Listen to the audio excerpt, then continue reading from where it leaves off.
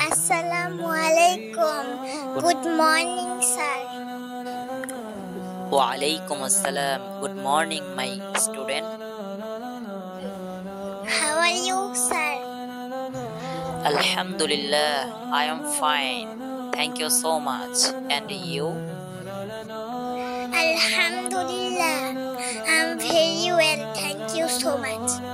আলহামদুলিল্লাহ সুম্মা আলহামদুলিল্লাহ। আজকের আমাদের ক্লাস হচ্ছে তাসবিদ। আজকে আমরা মুখস্থ করব তাসবিদ মাদমুর 10 প্রকার। গত ক্লাসে তোমাদেরকে পড়া দিয়েছিলাম, এই পড়াটা আজকে আমাকে তুমি শোনাইবা। ওকে, শুরু করো। Let's go. চিহ্ন হরফে বামে হরফে ওয়াকফ হইলে মধ্যে লিন, তাহার ডান দিকে হরকতকে এক একটা নিয়া পড়িতে হয়, যেমন খউ বাইত। সিনাইল মদ প্রকার মধ্যে আরজি মধ্যে মুনফাসিল মধ্যে আরজি।